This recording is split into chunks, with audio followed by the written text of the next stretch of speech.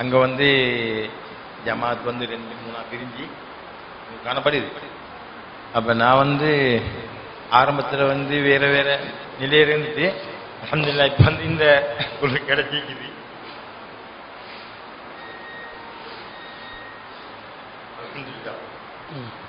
கேள்வி என்னன்னா, நான் அதிகமாக பட்டியல் கொடுக்குறேன், அதிகமாக பட்டியல் ஜமாத்தா இருக்கும் தெரிஞ்ச காலத்துல. ஆனா இப்போ சிக்கல் என்ன சொன்னா வந்து அங்க சில சொன்ன பட்டியல் வந்து விதத்தோட இமாம்களுக்கு பின்னால தொழக்கூடாது. அப்ப நான் வந்து அதை சில எனக்கு சரி கண்டாலும் கூட வந்து அதிகமா வந்து ஏன்னா தண்ணி தொழுது என்ன தண்ணி துளையலாம் சரியா அந்த வகையில. அப்ப வந்து குணு இந்த சுபவுடைய தொழுகை போன வந்து இப்போ ஒரு 5-6 வருஷமா குணு தோதுறது இல்லை, இமாம் அந்த இமாம பின்னால் தொழுவேன் குணு தோதுறது இல்லை.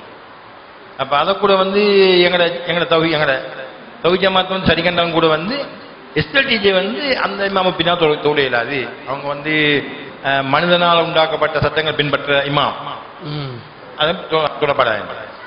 அப்போ வந்து என்ன அப்போ வந்து நான் இப்போ சொல்றேன் இன்னைக்கு கூட சொல்றேன். அப்போ வந்து அவங்களுக்கு பின்னால் சொல்ல சொல்லக்கூடாது என்ற மாதிரி தான் எஸ்எல்டிஜேயோட நிலைப்பாடு இருக்கிறேன். அப்ப இப்ப இதே நேரத்தில் வந்து சொல்லக்கூடிய அந்த தௌஹீத் ஜமாத்தா இருப்பார் எஸ்எல்டிஜாலுக்கு மடவை நடக்கக்கூடிய ஜனாதா தொழுவுக்கு வருவாங்க வந்து அதே இமாமுக்கு பின்னால் சொல்லுவாங்க, அதே இமாமுக்கு பின்னால் ஜனாதா சொல்லுவாங்க. அப்ப என்ன பொறுத்த இது பின்னாடி அவங்களோட பின்னால் தொழிலாம் அதோட அப்ப அவங்க தொழிக்கப்பட்ட ஜனாதா வந்து எப்ப எங்கட பார்வையில வந்து சரியா தொழப்பட்டதில்லை. ஒரு விஜயத்தான் இமாம் ஒரு சிறுக்கு செய்யக்கூடிய ஒரு இமாம் தொழிக்க ஒரு ஜனாதா இருக்கும், அது சம்பூர்ணம் இல்லை. அப்ப சரியா தொழிக்கப்படாத ஜனாதாவை அடக்கம் செய்யறாங்க. அப்ப அது நாங்க கலந்து கொள்ளையுமா சிக்கலோடிக்க தானே அது ஒன்று. எனக்கு 2-3 கேள்வி எழுத்து வந்தேன் சொல்றேன், நீங்க படிக்கணும். இன்னொன்று முக்கியமான கேள்வி ஒன்று. போன வாரம் வந்து ஒரு வீடியோ கிளிப் வெளியாகி வந்து பெண்கள் முகத்தை மறைக்கிறது ஹராம். நாங்க வந்து அது மறைக்கிறது அனுமதி இருக்குன்னு நான் இதோ நினைச்சு கொண்டிருந்தோம். அப்புறம் வந்து அனுமதிக்குன்னு சொல்லல, அது மறைக்கிறது ஹராம்னு 10 வருஷம் சொல்லிட்டாரு ஒன்று. அப்ப எங்களுக்கு யோசனை பண்ணி அப்ப நாங்க தொப்பி போடுறது ஹராமா கேட்கக்கூடிய ஒன்று வந்தது. நான் சின்ன வயசுல தொப்பி போடுறேன், சரியா தொப்பி போடுறது ஹராமா இந்த இடமே ஒரு டவுட்டாக இருக்குது. அதனால இதுக்கு அந்த ஒரு தெளிவான பதில் சொல்லணும். இந்த 2-3 கேள்வி இருக்கிறது ரெண்டு கேள்வி கேட்டிக்கிறாங்க. அந்த சகோதரருக்கு ஒரு 2ல ஒரு கேள்வி இருக்குது. ஒரு முக்கியமான ஒரு கேள்விக்கு பதில் சொல்லவா? பெண்கள் சம்பந்தமா அந்த முகத்திரை சம்பந்தமா சொல்லவா? பிதஅத் விஷயம் பொதுவாக எல்லாம் தெரிஞ்சு வச்சுக்கிறீங்க. இந்த சர்ச்சையாகிறது இந்த பெண்களோட முகத்திரை. அதாவது தௌஹீத் ஜமாத்தால பெண்கள் முகத்திரை அணிவது கூடாது, ஹராம் என்று நாங்க சொல்லி வர்றோம். இது ஒரு அனுமதிக்கப்பட்ட செயலாகத்தான் நாங்க இவ்வளவு காலம் நாங்க நடைமுறைப்படுத்தி வர்றோம். எந்த ஒரு அறிஞரும் சொல்லாத, இவ்வளவு காலமும் யாருமே பிரச்சாரம் செய்யாத ஒரு புதுமையான ஒரு கருத்தாக முகத்திரை அணிவதே ஹராம் என்று சொல்ற அளவுக்கு தௌஹீத் ஜமாத் வந்து ஏன் இப்ப இந்த நிலைப்பாடு அறிவிக்குது? அப்படி என்று சொன்னா நாங்க வந்து தொப்பி அணிவதும் ஹராம் என்று சொல்லுவீங்களா என்ற மாதிரி கேட்கிறாங்க. பெண்களுடைய ஆடை சம்பந்தமாக திருமறை குர்ஆன்ல நிறைய வசனங்கள்ல தெளிவாக வருகிறது. பெண்களுடைய முகத்திரை அணியுமாறு திருமறை குர்ஆன்ல கட்டளை இருக்கும் என்றால் அதை ஹராம் என்றோ கூடாது என்றோ சொல்வதற்கு எங்களுக்கு எந்த விதமான தேவையும் கிடையாது. ஏண்டா இது சொல்வதனால பெண்களை ரசிக்க வேண்டும், அவர்களை பார்க்க வேண்டும் என்பதற்காகத்தான் இந்த நிலைப்பாட்டை சொல்றத போல சிலவங்க என்ன செய்யறாங்க, சிலர் வந்து விமர்சனம் செய்யறாங்க. முகத்தை யாருடையும் பார்க்கணும் என்ற தேவையோ யாருக்கும் கிடையாது. ஆனா என்ன இஸ்லாம் சொல்லுதுன்னு சொன்னா, பெண்களுடைய ஆடைக்கென்று இஸ்லாம் சில விதிமுறைகளை வச்சிருக்குது. அதிலே நபிகள் நாயகம் ஸல்லல்லாஹு அலைஹி வஸல்லம் அவருடைய மனைவிமார்கள் மாத்திரம்தான் முகத்திரை அணிய வேண்டும். அது முகத்திரை என்பதை விட முழுமையாகவே ஆண்களை விட்டு அவர்கள் தன்னை மறைத்துக் கொள்ள வேண்டும் என்பது இஸ்லாத்துடைய நிலைப்பாடு என்று நாங்கள் பிரச்சாரம் செய்கிறோம். ஏன் அப்படி சொல்றோம்? பெண்களுடைய முகத்திரை சம்பந்தமாக வரக்கூடிய வசனத்தை பாருங்க. அது எத்தனாவது வசனம் என்றா 33வது வசனத்துல அத்தியாயத்தில் 53வது வசனம். யா அய்யுஹல்லதீன ஆமனு நம்பிக்கை கொண்டவர்களே. இந்த வசனத்துக்கு சொல்லுவாங்க ஹாயத்துல் ஹிஜாப் என்றுவாங்க. ஹிஜாபுடைய வசனம் என்று சொல்லுவாங்க. என்ன சொல்லுதுன்னு பாருங்க. யா அய்யுஹல்லதீன ஆமனு, நம்பிக்கை கொண்டவர்களே, லா ததுகுலு புயூத்தன் நபி, நபியுடைய வீட்டுக்கு நீங்க என்ன செய்யாதீங்க, வீடுகளுக்கு நுழையக்கூடாது. ரசூலுல்லாஹ்வுடைய வீடுகளுக்கு எந்த ஒரு நபித்தோழரும் நுழையக்கூடாதாம். எதுவரைக்கும்? இல்லா ஐயூதனலக்கும் இலா தாமின், உங்களுக்கு விருந்துக்காக அழைக்கப்பட்டாலே தவிர நீங்க என்ன செய்யக்கூடாது, ரசூலுல்லாஹ்வுடைய வீட்டுக்குள்ள நுழையக்கூடாது. கைர நாலிரீன இனாஹு, அப்படி நீங்க போனீங்கன்றாலும் என்ன செய்யக்கூடாது, ரசூலுல்லாஹ்வுடைய அந்த பாத்திரங்களை அப்படி பார்த்துக்கொண்டே இருக்கக்கூடாது. சாப்பாடு ஒருக்கா போட்டிருப்பார், அவருக்கு இருக்கக்கூடிய வசதிக்கு அவர் சாப்பாடை கொடுத்திருப்பார், விருந்தை கொடுத்திருப்பாரு, திரும்பவும் ஒரு பிளேட் கிடைக்காதா இப்படி என்ற மாதிரி அந்த பான பாத்திரங்களை பார்த்து கொண்டு இருக்காதீங்க. வலாக்கின் இதா துஈத்தும் ஃபதுகுலு ஃபைதா தைம்தும் ஃபந்தஷிரு, அழைக்கப்பட்டால் உள்ளே போங்க, சாப்பிட்டேன்டா வெளியேறிடுங்க. அல்லாஹ் எப்படி கட்டளை இடுறான்னு பாருங்க. ரசூலுல்லாஹ்வுடைய வீடுகளுக்கு ரசூலுல்லாஹ் அல்லாஹ்வுடைய தூதர் என்றதுனால அவரை மக்கள் ரொம்ப விரும்பி சந்திப்பாங்க. அவருடைய வீட்டுக்குள்ளே இருந்து அவரோட பேசிக்கொண்டே இருக்கே விரும்புவாங்க. அவரும் ஒரு தனிப்பட்ட முறையில் ஒரு வாழ்க்கை வாழணுமே, அதுக்கு தொந்தரவு வரக்கூடாதுன்றதுக்காக அல்லாஹ் தஆலா சொல்றான், சாப்பிட்டீங்களா ஃபைதா தைம்தும் ஃபந்தஷிரு, நீங்கள் திரும்பி சென்று விடுங்கள். வலா முஸ்தனிசீன லி ஹதீஸின், நீங்கள் பேச்சிலே மூழ்கி விடாதீர்கள். ஜாலிக்கும் கான யூதின் நபிய, அது நபியை என்ன செய்யும், நோவினைப்படுத்தும். ஃபஸ்தஹீ மின்கும், அவர்கள் உங்களுக்கு இதை சொல்வதற்கு வெட்கப்படுவார். வல்லாஹு லா யஸ்தஹீ மினல் ஹக்கி, ஆனால் சத்தியத்தை சொல்வதற்கு அல்லாஹ் வெட்கப்பட மாட்டான். சொல்லிட்டு இப்பதான் மேட்டர் வருது. ஃபைதா சஅல்துமூஹுன்ன மதான், நீங்கள் நபிகளுடைய வீட்டில் இருக்கக்கூடிய பெண்களிடம் ஏதாவது பொருள் கேட்பதாக இருந்தால் ஃபஸ்அலூஹுன்ன மின் வராஇ ஹிஜாபின், ஒரு திரைக்கு பின்னால் இருந்து கேளுங்கள். அல்லாஹ் சொல்றான், தாலிக்கும் அத்ஹரு லிகுலூபிக்கும் வகுலூபிஹின்ன, உங்களுடைய உள்ளங்களுக்கும் அவர்களுடைய உள்ளங்களுக்கும் அதுதான் நல்லது. அல்லாஹ் சொல்றான், தூய்மையானது. வமா கான லக்கும் அன் தூது ரசூலுல்லாஹி, நீங்கள் அல்லாஹ்வுடைய தூதரை நோவினைப்படுத்தாமல் இருக்க வேண்டும். வலா அன் தன்கிஹு அஸ்வாஜஹு மின் பஹதி அபதா, அவருக்கு பிறகு அவருடைய மனைவிமார்களை நீங்க திருமணம் முடிக்கவும் கூடாது. இன்னதாலிக்கும் கான இந்தல்லாஹி அலீமா, இது அல்லாஹ்விடத்தில் மகத்தான ஒரு விஷயம். அல்லாஹ் சொல்றான். முழுசா வசனத்தை வாசிக்கிறார். இதுல ரசூலுல்லாஹ்வுடைய வீடுகளுக்குள்ள நுழையக்கூடாதுன்னு வருது. அனுமதி பெற்றாலே தவிர, போனாலும் பாத்திரங்களை பார்த்து கொண்டே இருக்கக்கூடாது. சாப்பிட்டு அழைச்சா உள்ள போலாம், சாப்பிட்டோன்னே வெளியேறணும், வீணான பேச்சுக்கள்ல மூழ்கி இருக்க கூடாதுன்றலாம் சொல்லிட்டு, நீங்கள் வீடுகளில் இருக்கக்கூடிய பெண்களிடம், எந்த யார்ட வீடுகள்ல, ரசூலுல்லாஹ்வுடைய வீடுகளில் இருக்கக்கூடிய பெண்கள்னா யாருங்க, ரசூலுல்லாஹ்வுடைய மனைவிமார்கள். அவர்களிடம் ஏதாவது ஒரு பொருள் கேட்பதாக இருந்தால் ஃபஸ்அலூஹுன்ன மின் வராஇ ஹிஜாபி, ஒரு திரைக்கு பின்னால் இருந்து கேளுங்க. முகத்தை மூடுறது இல்ல. ரசூலுல்லாஹ்வுடைய மனைவிமார்களை நபித்தோழர்களுக்கு பார்க்கவே இயலாது. எந்த நிலையில வீட்டுக்குள்ள நுழையவே இயலாது. அனுமதி கிடைச்சா போயிடணும், சாப்பிடணும், வெளியேறணும். அப்படி வந்தாலும் ஏதாவது பொருள் கேட்கிறதா இருந்தா அவங்களுக்கும் இவங்களுக்கு மத்தியில் ஒரு திரை இருக்கணும். திரை என்று சொல்றது, ஹிஜாப் என்று சொல்றது, இப்ப நாங்க நினைச்சு கொண்டிருக்கிறோம் இந்த முகத்தையும் கையையும் தவிர ஏனைய பாகங்களை மறைக்கிறது ஹிஜாப் என்று. ஹிஜாப் என்றது முழுமையாக தங்களை மறைத்துக் கொள்ளக்கூடிய ஒரு ஆடை தான் ஹிஜாப். வீடுகளிலே அவங்க இருக்கணும், முழுசா திரையிட்டுக் கொள்ளணும். எப்படி திரையிடணும், இவங்களுக்கு விளங்காதவாறு அவங்க இருக்கணும், அதான் திரை. அவங்க உள்ளுக்குள்ள வீட்டுக்குள்ள இருக்கிற நேரம் தனியா ஒரு ஆடை போட தேவையில்ல, சாதாரணமா தான் இருப்பாங்க, முகம் தெரியாதா இருப்பாங்க. ஆனால் யாராவது ஒருத்தர் வந்தாருன்னு வைங்க, உடனே ஒரு கர்டன் ஒன்றை என்ன செஞ்சிடணும், போட்டுறணும். அவங்களுக்கு இவங்களை விளக்கூடாது, இவங்களுக்கு அவங்கள விளங்கக்கூடாது. ரசூலுல்லாஹ்வுடைய மனைவிமார்களுக்கு வர சட்டம், ரசூலுல்லாஹ் பத்தி சொல்லி, ரசூலுல்லாஹ்வுடைய வீடை பத்தி சொல்லி, ரசூலுல்லாஹ்வுடைய வீட்டுக்கு விருந்துக்கு வரதை பத்தி சொல்லி, அவர்களுக்கென்று தெளிவாக ரசூலுல்லாஹ்வுடைய மனைவிமார்களுக்கு திரையிட வேண்டும் என்று இந்த குர்ஆன் வசனம் சொல்லிச்சே தவிர, மூமினான பெண்கள் மூமினான ஆண்கள் எல்லாரும் திரையிடுங்கன்னு வந்துச்சா, ஏனைய பெண்கள் திரையிடுங்கன்னு வந்துச்சா, வரல. ஏனைய பெண்களுக்கும் ரசூலுல்லாஹ்வுடைய மனைவிமார்களுக்கும் ஆரம்பத்தில் ஒரு நிலைப்பாடு இருந்துச்சு. என்ன நிலைப்பாடு, வக்குல்லில் மூமினாத், நீங்கள் நம்பிக்கை கொண்ட பெண்களுக்கு சொல்லுங்க, அவர்கள் தங்களுடைய பார்வைகளை தாழ்த்தி கொள்ள வேண்டும், கற்பை பேணிக் கொள்ள வேண்டும். வலா யுபதீன தீனத்தஹுன்ன, அலங்காரத்தை வெளிப்படுத்தக்கூடாது. இல்லாமா லஹரமின்ஹா, வெளிப்படையாக தெரியக்கூடிய அலங்காரத்தை தவிர. வெளிப்படையா சில அலங்காரங்கள் தெரியும், கருப்பு கலர் தான் உடுக்கணும் என்றது இல்ல. இஸ்லாத்துக்கும் கருப்புக்கும் சம்பந்தமே இல்லை, அதை மட்டும் ஞாபகத்தில் வைங்க. எல்லாரும் கருப்பு உடுத்தோம் என்றா நாங்க முஸ்லிமா ஈமானா கற்ப பேணிட்டோம் என்ற மாதிரி நினைக்கிறாங்க. அப்படி கிடையாது. வெளிப்படையா தெரியக்கூடியவற்றை தவிர அல்லாஹ் நபி ஸல்லல்லாஹு அலைஹி வஸல்லம் காலத்துல பச்சை நிறத்தில் ஆடைகள் அணிந்து அதிலே பல வடிவங்கள் இருக்கக்கூடிய நிலையில், டிசைன் இருக்கக்கூடிய நிலையில் ஆடைகள் அணிந்து நபித்தோழியர்கள் வந்திருக்கிறாங்க. அப்ப கருப்பென்றது இல்ல. இல்லாம லஹரமின்ஹா, வெளிப்படையாக தெரிபவற்றை தவிர.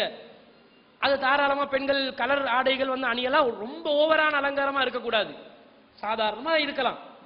சொல்லிட்டு வல் யலுரிபுன பிஹும்ரிஹின்ன அலா ஜுயூபிஹின்ன, அவர்கள் தங்களுடைய ஹிமார்களை மார்பகங்கள் மீது போட்டுக் கொள்ளட்டும் வந்துச்சு. ஹிமார போடுங்கன்னு வந்துச்சு. ஏனைய பெண்களுக்குரிய சட்டம் இது 24வது அத்தியாயத்துல 31வது வசனம். 33வது அத்தியாயத்துல 59வது வசனத்துல வருது,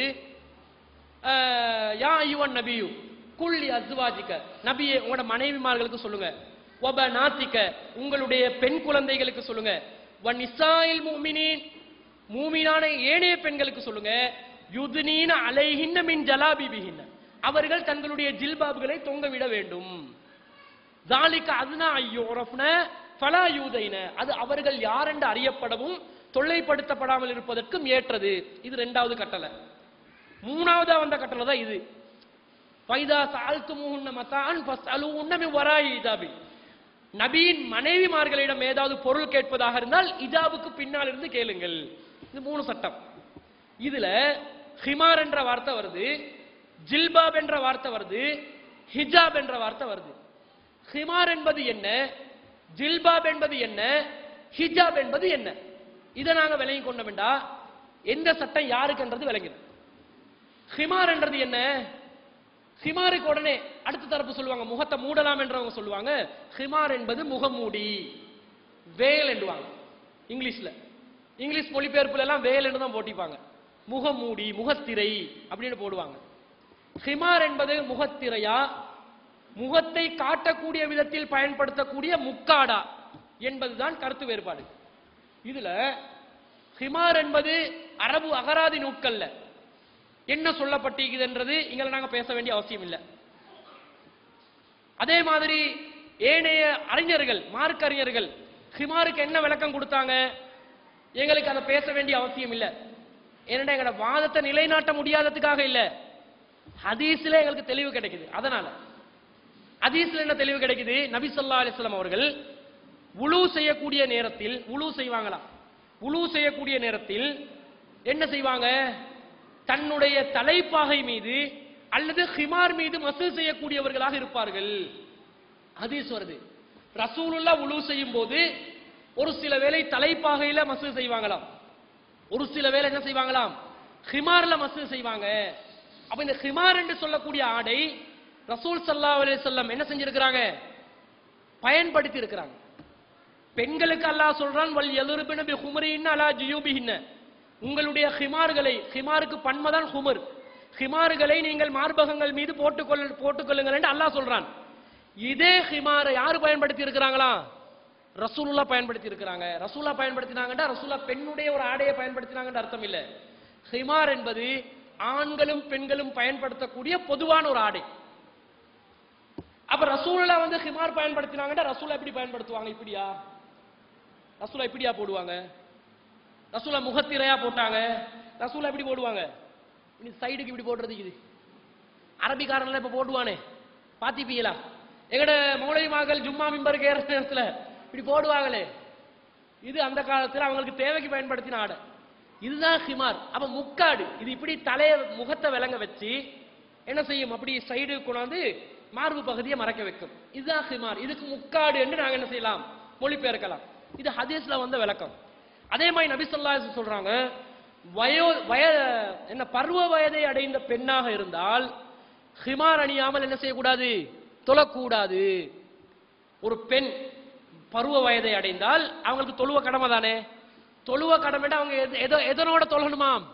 ஹிமாருடன் தான் தொழ வேண்டும். இப்ப ஹிமார் என்பது தொழுகின்ற நேரத்தில் பருவ வயதை அடைந்த அனைத்து பெண்களும் பயன்படுத்த வேண்டிய ஆடை. இப்ப முகம் மூடுறவங்க தொழுற நேரத்தில் முகத்தை மூடிக்கொண்டா தொழுவாங்க, முகத்தை மூடியா தொழுறாங்க. கேட்டா என்ன சொல்லுவாங்க? தொழுற நேரம் எல்லாம் முகத்தை மூட தேவையில்ல, அப்ப எப்ப மூடணும்? ஹிமார போட போட சொன்னாங்களே ரசூல்லா. இப்ப ஹிமாரண்டா விளங்குத முகம் மூடி இல்ல, முக்காடதான். ஹதீஸ்ல இருந்து அகராதி நூலுக்கு போனா அது தனியா விளக்கம் இருக்குது, அது எங்களுக்கு அவசியம் இல்லை. ஹதீஸ்ல விளக்கம் வந்தா போச்சு, திருமணத்துக்கு அகராதி நூல். அடுத்தது ஜில்பாப். ஜில்பாப் என்றா என்ன? உடனே ஜில்பாப் என்றோடனே, ஜில்பாப் என்றால் அப்படி முகத்தெல்லாம் மறைச்சி முழுசா தொங்க விடக்கூடிய ஆடை அப்படின்னு ஒரு விளக்கம். இந்த ஜில்பாப் என்ற பேர்ல தான் நிறைய அநியாயம் நடக்குது. ஹிமார் என்ற பேர்ல அநியாயம் கொஞ்சமா நடக்கும். ஏன்னா ஹிமாரை விட பெரிய ஆடை ஜில்பாப் என்று அறிஞர்கள் விளக்கம் கொடுத்து வச்சிருக்கிறாங்க. அதனால அதை போட்டுக்கொண்டு சுத்தினாங்கன்னு வைங்க, அவ்வளவுதான். இது இழிவுபடுத்துறதுக்காக பேசல, முஸ்லிம் சமுதாயத்தை காட்டி கொடுக்கறதுக்காக பேசுவோம் இல்ல, மார்க்கத்தை சொல்றோம். ஒரு முறை நாங்க ரத்த தான முகாம் வச்சோம். ஜில்பாப் என்னன்னு சொல்றேன், ரத்த தான முகாம் வச்சோம். ஃபர்ஸ்ட் இருக்கிற ஜில்பாப் என்ன பாடுபடுத்துதுன்னு பாருங்க. அந்த ரத்த தானத்துல 50 கிலோ இருந்தா தான் பிளட் எடுப்பான், சரியா? ஒரு புள்ள வந்துச்சு, பொம்பளை புள்ள, அது மெஷின்ல ஏற்ற வச்சா 48 கிலோ. அதுக்கு 2 கிலோ போதா. உடனே இவன் சொன்னா வர மதி என்று அனுப்பினான். உடனே அது ஃப்ரெண்ட் ஒன்று ஐடியா கொடுக்குற அவக்கு, நீ போயிட்டு ஜில்பா போண்டா போட்டு வா. அவ போயிட்டு ஜில்பா போட்டு வந்தாங்க. உண்மையில 51 கிலோ வந்துச்சு. என்ன அர்த்தம்? ஜில்பாபுடைய வெயிட் 3 கிலோ. 3 கிலோ தினசரி நீங்க தலையில சுமந்து கொண்டு வந்தா தலைநோவு வருமா வராதா? இது ஒரு மார்க்கம் சொன்ன ஆடையா இருக்குமா? இல்ல. மார்க்கத்துல என்ன சொல்லுது? ஜில்பாப போட சொல்லிச்சு. போட சொன்ன வசனம் என்ன சொல்லிச்சு? யுத்னீன அலைஹின்ன மின் ஜலாபிவிஹின்ன, ஜில்பாபுகளை தொங்க விடுங்கள். எப்படி அந்த தொங்க விட்டால் எப்படி இருக்கணுமாம் அந்த பெண்கள்? தாலிக அதுனா யுரஃப்ன, அவர்கள் யார் என்று அறியப்பட வேண்டும். ஃபலா யூதைன, தொல்லைப்படுத்தப்படாமல் இருக்க வேண்டும். யார் என்று அறியப்பட வேண்டும். ஜில்பாப் போட்டா, ஜில்பாப் போட்ட பெண்ணை பார்த்து இதுதான் இன்னாருடைய மகள், இன்னாருடைய மனைவி, இன்னாருடைய அக்கா, இன்னாருடைய தங்கச்சி என்று சொல்லக்கூடிய விதத்தில் இருக்க வேண்டும். உடனே அதுக்கு வியாக்கியானம் சொல்லுவாங்க. அந்த அரஃப் என்ற வார்த்தை என்ன அர்த்தம் என்றா, ஒழுக்கமானவங்களா இல்லையாண்டு அறியப்பட வேண்டும் என்பதற்காக.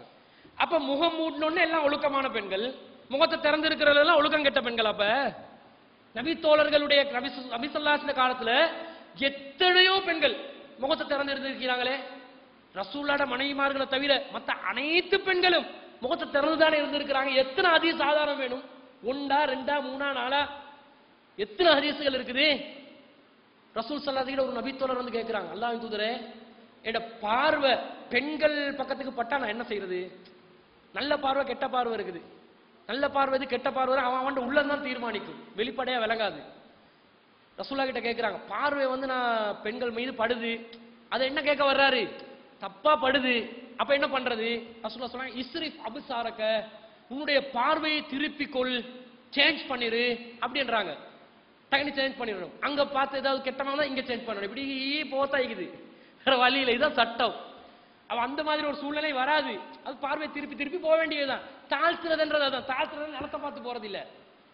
நிலத்தை பார்த்து நீங்க வாகனம் ஓட்டுங்க, பார்வையை தாழ்த்துற பேர்ல ஆக்சிடென்ட் ஆகி ஆக்சிடென்ட் ஓட்டல இருப்பீங்க, ஸ்பெஷல் ஐசி யூனிட்ல. நிலத்தை பார்க்கறது இல்ல, பார்வையை தாழ்த்துறது. பணிவு, பார்வையில பணிவு, பார்வையில கண்ணியம்.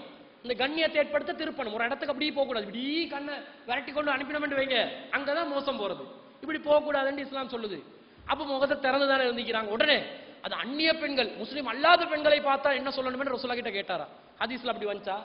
நான் முஸ்லீம் அல்லாத பெண்களை பார்த்தால் என்ன செய்வது? முஸ்லிமான பெண்களை பார்த்து எல்லா பெண்களும் வருதா இல்லையா? அடுத்த பொம்பளைய பார்த்தா என்ன பண்றதுன்னு தான் கேட்டாங்க. அப்ப தொடர்ந்து தானே வச்சிருந்தாங்க. நிறைய சம்பவங்கள் வருது.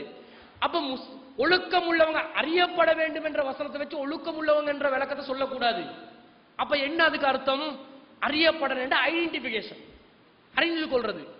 உங்களை ஒருத்தரையும் அறிஞ்சு கொள்றதுக்கு ஒரு கார்டு இலங்கை அரசாங்கம் தந்திக்குதா இல்லையா? அதுக்கு என்ன சொல்றது நாங்க? NIC என்போம், நேஷனல் ஐடென்டிட்டி கார்டு. ஐடென்டிட்டி கார்டுல எதங்க வச்சிக்கிறாங்க? ஒவ்வொருத்தண்ட முகத்தை தான் முழு போட்டோ வைக்குமா, மூஞ்சி மட்டும் வைக்குமா? முழு போட்டோ இருக்காது, மூஞ்சி மட்டும். காதை கொஞ்சம் பெண்களுக்கு காட்ட சொல்றாங்கன்னா அந்த ஃபேஸ் கட் மாறிடும். இது மாறிடும். இதை மூடினா காதையும் சேர்த்து மூடி விட்டா ஆளோட அடையாளம் மாறிடும். உண்மையிலே மக்கள் அடையாளப்படுத்துறது ரெண்டு. கண்ணை வச்சு அடையாளப்படுத்த இயலாது. மூக்கு, ரெண்டாவது கை ரேகை. இதுதான் இன்றைக்கு அறிவியல் கண்டுபிடிப்பு. மனிதர்கள் அறியப்பட வேண்டிய இரண்டு வழிமுறைகள் தனித்தனியா பிரிச்சு காட்டுறதா இருந்தா நீங்க நினைக்க மாட்டீங்க எல்லாத்துலயும் மூக்கு பார்க்கறதுக்கு ஒரே மாதிரி இருக்குது. மூக்கு தாங்க ஒவ்வொருத்தருக்கு தனி ஐடென்டிபிகேஷன். ஏண்ட மூக்கு மாதிரி உங்களோட மூக்கு இருக்காது. வாப்பட மூக்கு இருக்குதுன்னுவாங்க, உம்மட மூக்குன்னுவாங்க. அவக்கு உம்மட மூக்கு வேற, இவட மூக்கு வேற. வாப்பட மூக்கு வேற, இவண்ட மூக்கு வேற. மூக்கால் ஐடென்டிஃபை பண்ணுவாங்க. நோஸ், அடுத்தது கைரேகை. இப்ப மக்கள் அறிமுகப்படுத்துறதுக்கு கண்ணை மட்டும் விளங்க வச்சு போட்டா கன்ஃபார்மா அறிமுகம் ஆகாது. இந்த அறிமுகம் என்பது முகத்தை திறந்தால் தான் வரும் என்று அல்லாஹ் சொல்லிட்டான். யாருக்கு? வக்குல் அஸ்வாஜிக்க, உங்களோட மனைவிமார்களுக்கு, வபனாத்திக்க, பிள்ளைகளுக்கு, வநிசாயில் மூமினின், மூமினான ஏனைய பெண்களுக்கு, எல்லாத்துக்கும் இதுதான் சட்டம். ஆரம்ப நிலை. ஹிமார் போடுறது ஆரம்ப நிலை, ஜில்பாப் போடுறது ஆரம்ப நிலை எல்லா பெண்களுக்கும். அந்த டைம்ல ரசூலோட மனைவிமார்களும் ஹிமார் தான் போட்டாங்க. ஆரம்பத்துல ஒன்றுமே இல்லாம இருந்தாங்க. ஆரம்பத்துல பெண்கள் மார்பகத்தை கூட மறைக்கல. சாதாரணமா ஒரு ஆடை போட்டிருந்தாங்க, மேலாடை ஒன்று இருக்கல. சாதாரண மறைச்சிருந்தாங்க அவுரத்தை. தனியா எக்ஸ்ட்ரா ஒரு வேறையா துணி ஒன்றை வச்சு மறைக்கல, ஒரு முக்காடை போட்டு மறைக்கல. இந்த காலத்துல சிங்கள மக்கள் இருக்கிறாங்களே அந்த மாதிரி தான் இருந்தாங்க.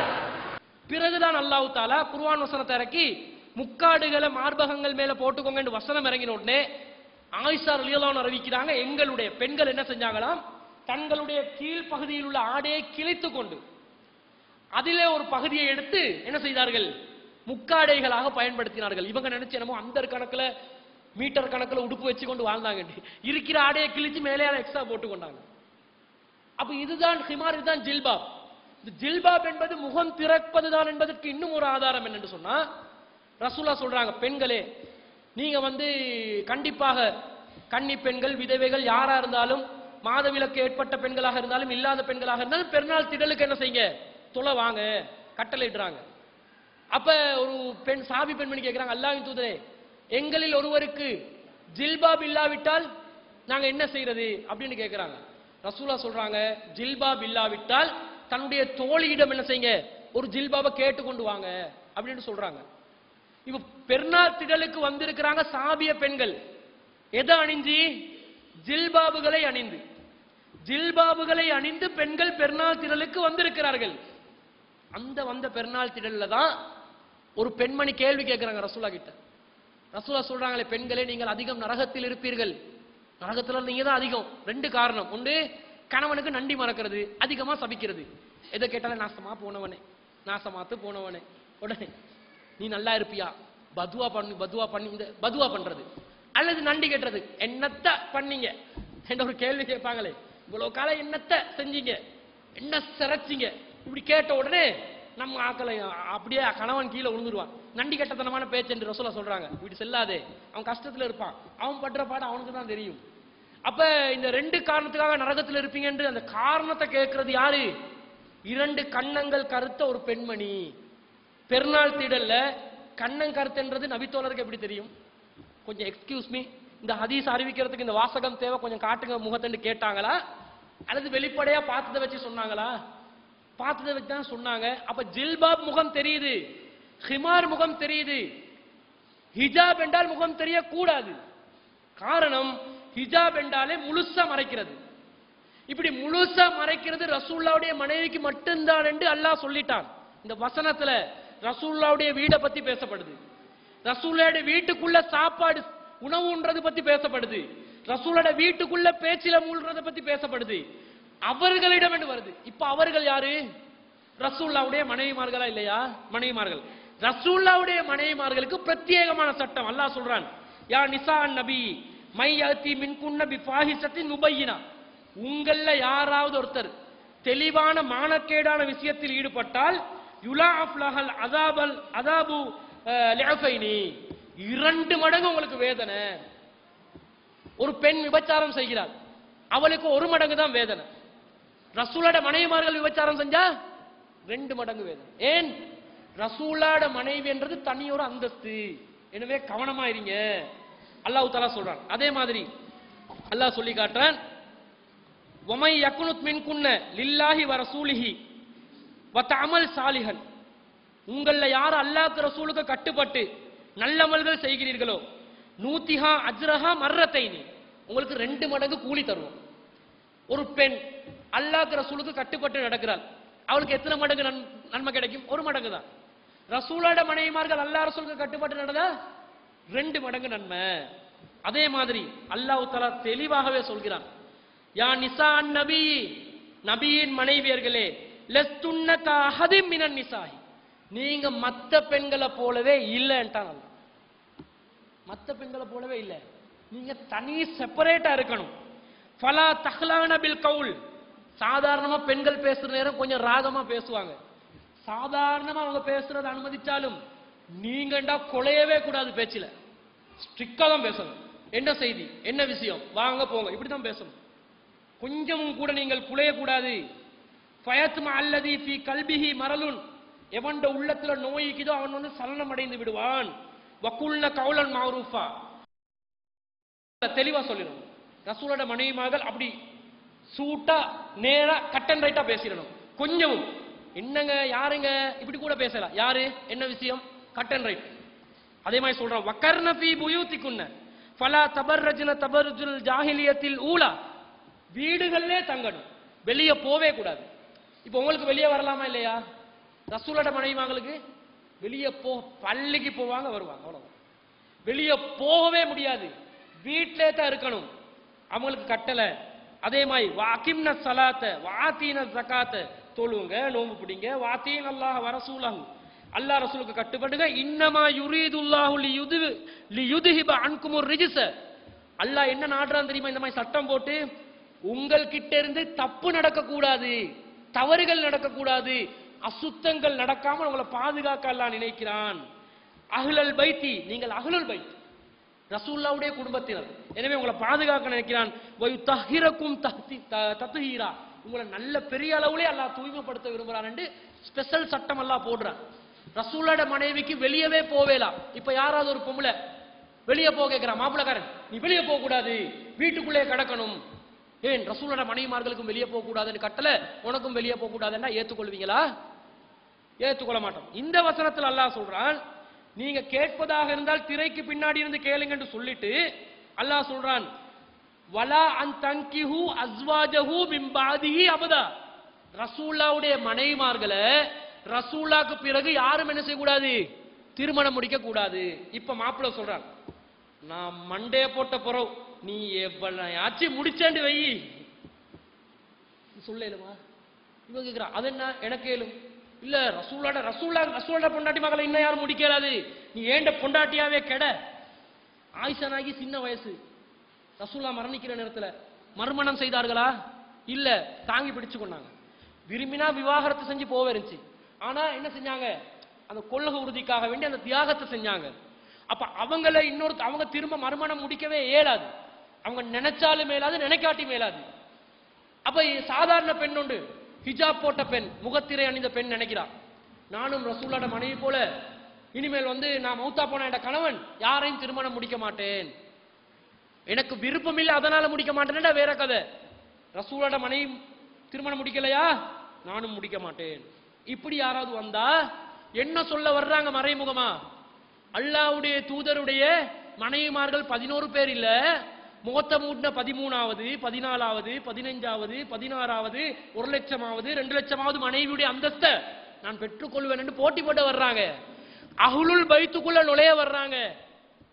அந்நிய அவங்களுக்குரிய சட்டம் அவங்களுக்கு தானுங்க, அடுத்தவன் செய்ய முடியாது.